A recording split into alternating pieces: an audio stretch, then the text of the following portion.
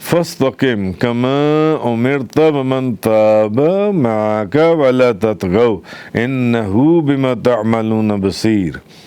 پس آپ اسی طرح قائم رہیں جس طرح آپ کو حکم دیا گیا ہے، اور وہ لوگ بھی جنہوں نے آپ کے ساتھ اللہ کی طرف رجوع کیا، اور اے لوگو تم سرکشی نہ کرنا، بے شک تم جو کچھ کر رہے ہو وہ اس کو خوب دیکھنے والا ہے اللہ تعالیٰ. آپ اسی طرح قائم رہیں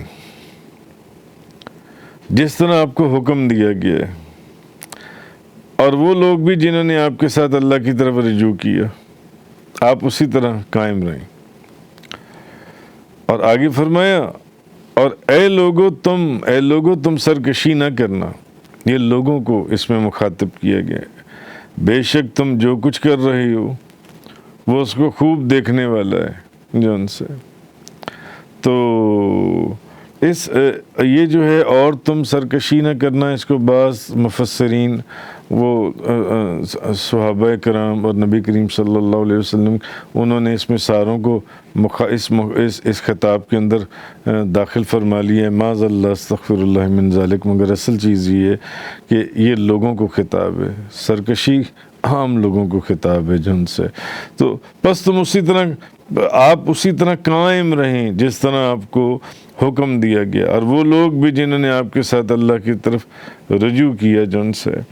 تو اب حضرت سفیان بن عبداللہ ثقفی رضی اللہ تعالیٰ عنہ بیان کرتی ہیں، میں نے عرض کیا، میں نے کہا یا رسول اللہ مجھے اسلام کے متعلق کوئی ایسی بات بتائیں کہ میں آپ کے بعد پھر کسی اور سے سوال نہ کروں. یا رسول اللہ، صحابی رسول تھے، حضور سے پوچھا یا رسول اللہ مجھے اسلام کے متعلق کوئی ایسی بات بتائیں کہ میں آپ کے بعد پھر اور کسی سے کوئی سوال نہ کروں. تو نبی کریم صلی اللہ علیہ وسلم آپ نے فرمایا کہ تم کہو میں اللہ پر ایمان لایا اور پھر اس پر مستقیم رہو.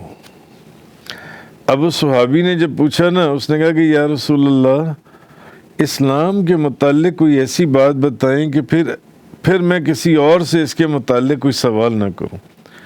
ایسی بات بتا دیں کہ مجھے میری کوئی جو کیوریوسٹی ہے میں پھر اس کے متعلق کوئی اور سوال کسی اور سے نہ کروں. حضور نے فرمایا بس تم یہ کہو کہ میں اللہ پر ایمان لایا اور پھر اس پر قائم ہو جاؤ، مستقیم رہو اس کے اوپر. اب اگر آپ غور کریں تو جملہ بڑا چھوٹا سا ہے، مگر نبی کریم صلی اللہ علیہ وسلم اللہ کے محبوب نے اس کے اندر سمندر کو سمو دیا جن سے. اگر آپ غور کریں تو اس میں اللہ اور اس کے رسول کے تمام احکامات کو شامل کر دیا گیا، کیونکہ جس شخص نے کسی حکم پر عمل نہیں کیا اس کو حکم دیا گیا اور اس نے عمل نہیں کیا، یا اس کو کسی چیز سے منع کیا گیا اور وہ اس کام کا مرتکب ہوا. ایک شخص کو ایک حکم دیا گیا، اس نے وہ بات نہیں مانی، یا اس کو کسی کام سے روکا گیا تب بھی اس نے بات نہیں مانی، اس نے وہ کام کیا. یہ وہ لوگ ہیں جن کو آپ یہ نہیں کہہ سکتے کہ یہ صاحب استقامت لوگ ہیں جن سے. تو وہ استقامت سے خارج ہو گیا یہاں تک کہ وہ اس تقصیر پر توبہ کرے. یعنی نبی پاک صلی اللہ علیہ وسلم نے جب اس صحابی نے پوچھا کہ یا رسول اللہ مجھے اسلام کے متعلق کوئی ایسی بات بتائیں کہ میں اس کے بعد یہ بات کسی اور سے نہ پوچھوں، کسی اور سے میں سوال نہ کروں. حضور نے کیا فرمایا؟ سننے میں آپ کو بڑا آسان سا لگ رہا ہے، اللہ پر تم کہو میں اللہ پر ایمان لایا اور پھر اس پر قائم ہو جاؤ، اس پر مستقیم ہو جاؤ، اس پر مستقیم ہو جاؤ. اب اس کے اندر تمام اس چھوٹے سے جملے کے اندر سمندر موجود ہے. اگر کوئی بندہ اس بات کو سمجھے اور اس کو صحیح سمجھا تو علماء نے سمجھا، علماء سے اوپر اولیاء نے سمجھا.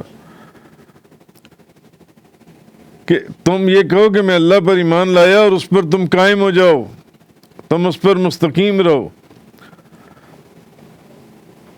اچھا مجھے ایک بات بتائیں، اب جس چیز کا حکم دیا گیا کہ تم یہ کام کرو اور وہ بندہ وہ کام نہ کرے، اور جس چیز سے روکا گیا، حکم دیا گیا کہ سچ بولنا ہے، وہ بندہ سچ نہ بولے، حکم دیا گیا کہ جھوٹ نہیں بولنا اور وہ بندہ جھوٹ بولے، تو کیا وہ استقامت کے اوپر قائم ہے؟ وہ استقامت سے خارج ہے، وہ استقامت سے خارج ہے. لوگ قرآن اور حدیث کو چھوڑ کر ڈائریکٹ تصوف کی طرف جانے کی کوشش کرتی ہیں، حالانکہ تصوف تو کرکس ہی قرآن اور حدیث کا ہے. جس شخص کو منع کہا گیا یہ کام کرنا ہے، سچ بولنا ہے، وہ پھر بھی جھوٹ بولے. ایک مثال دے رہا ہوں. اور جس کام سے روکا گیا کہ جھوٹ نہیں بولنا، وہ پھر بھی جھوٹ بولے، تو وہ استقامت سے خارج ہے. خارج، مفسرین نے فرمایا وہ استقامت سے خارج ہے جن سے، یہاں تک کہ وہ توبہ کرے اپنی ان غلطیوں کے اوپر. مگر بات سمجھ میں آ گئی کہ استقامت جو حضور نے فرمایا کہ تم یہ کہو کہ میں اللہ پر ایمان لایا اور اس پر مستقیم ہو جاؤ، تو استقامت نام ہی اس چیز کا ہے. اللہ اور اس کے رسول کے تمام احکامات کے اوپر عمل کرنا، صرف قبول نہیں کرنا بلکہ اس کے اوپر عمل کرنا. جس چیز کا حکم دیا گیا ہے اس کو کرنا ہے، اور جس چیز سے روک دیا گیا ہے اس سے رک جانا ہے. ان الذین قالوا ربنا اللہ ثم استقاموا، جن لوگوں نے کہا ہمارا رب اللہ ہے پھر وہ اس پر مستقیم رہے. دیکھو قرآن اور حدیث کے اندر کتنی ریزمبلنس ہے آپس میں، کتنی ریزمبلنس. یعنی جو لوگ اللہ کی توحید پر ایمان لائے، پھر اس پر ڈٹ گئے اور انہوں نے اللہ کی عبادت اور اس کی اطاعت کو اپنے پر لازم کر لیا اور تا حیات اس پر کاربند رہے. جن لوگوں نے کہا کہ ہمارا رب اللہ ہے پھر وہ اس پر مستقیم. ظاہر ہے جب آپ نے کہہ دیا کہ میں اللہ پر ایمان لایا اور ایمان لانے کے بعد آپ نے جھوٹ بھی بولا،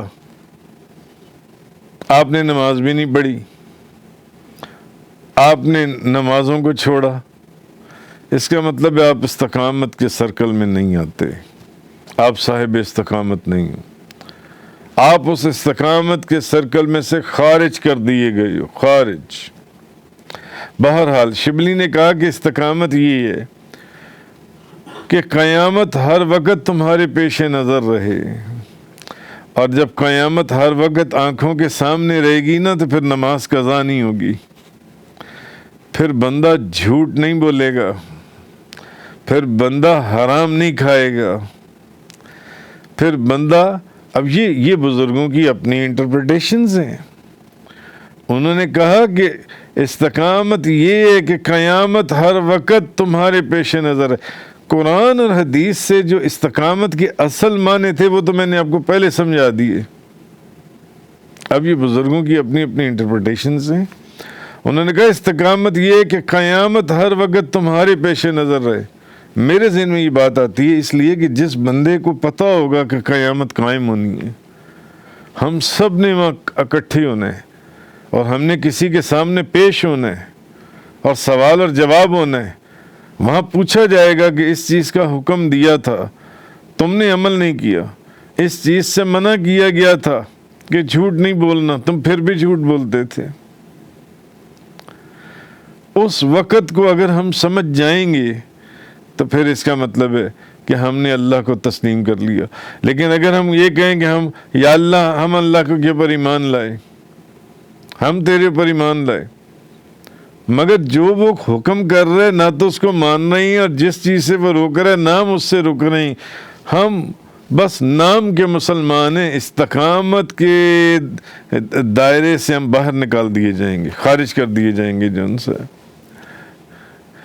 اور بعض نے یہ کہا کہ استقامت یہ ہے کہ سستی کو ترک کر دو، کہ سستی کو چھوڑ دو.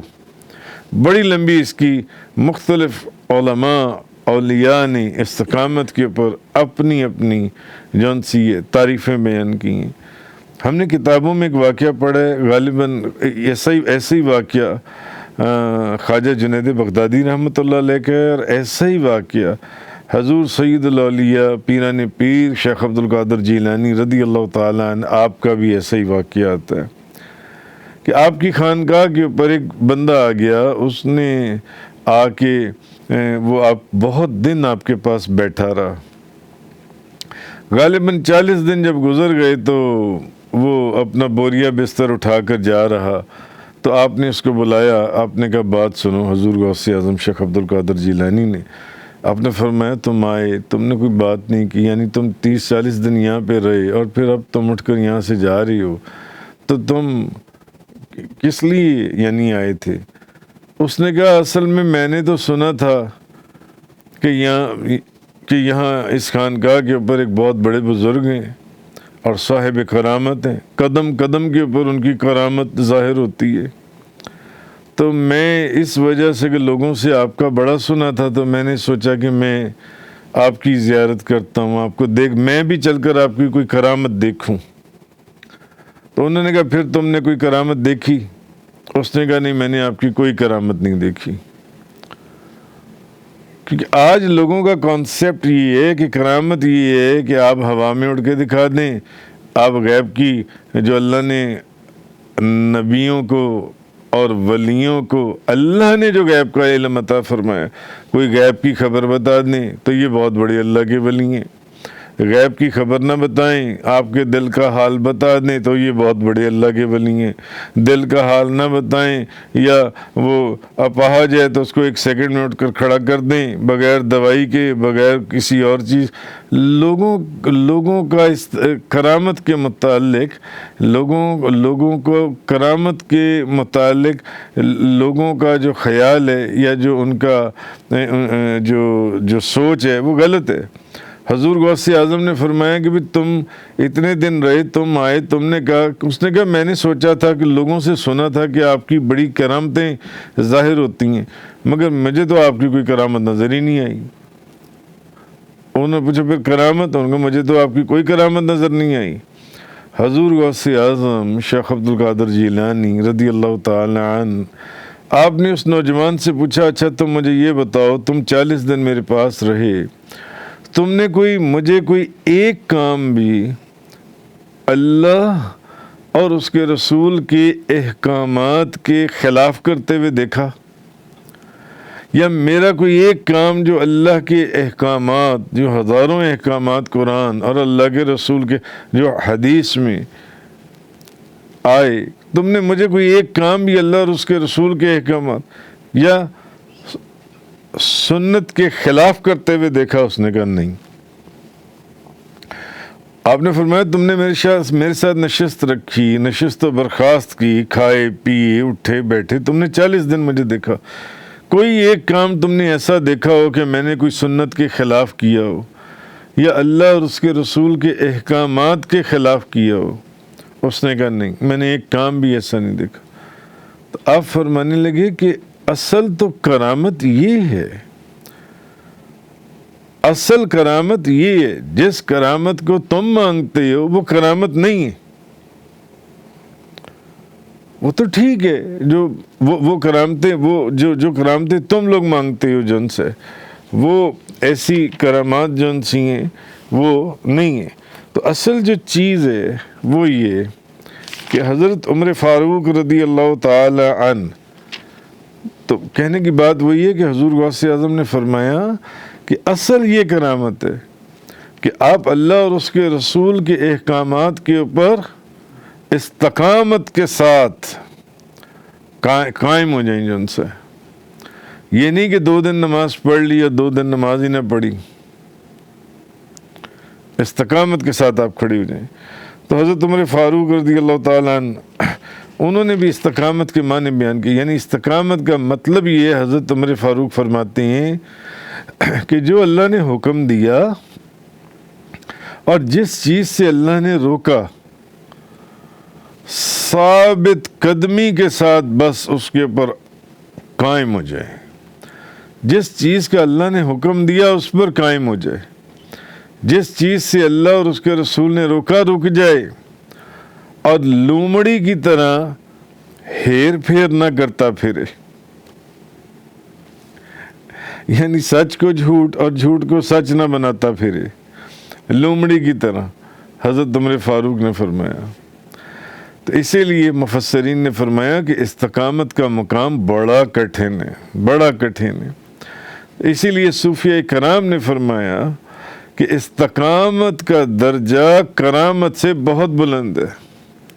تو حضور غوث اعظم نے اس شخص کو کیا کہا، اصل کرامت یہ ہے کہ تم نے 40 دن مجھے اللہ اور اس کے رسول کے احکامات کے خلاف کرتے ہوئے نہیں دیکھا، سنت رسول کی خلاف ورزی نہیں دیکھی. تم 40 دن میرے ساتھ رہے، تم نے میرا اٹھنا بیٹھنا کھانا پینا رہنا سہنا آنا جانا تم نے دیکھا. کیا میں نے اللہ اور اس کے رسول کے حکم کے خلاف کوئی ایک کام بھی کیا؟ تم نے دیکھا ہو کہ میں نے نماز چھوڑ دی یا کوئی اور چیز؟ اس نے کہا نہیں. فرمایا اصل کرامت یہ ہے. تم کون سی کرامتوں کو دیکھنے آئے ہو؟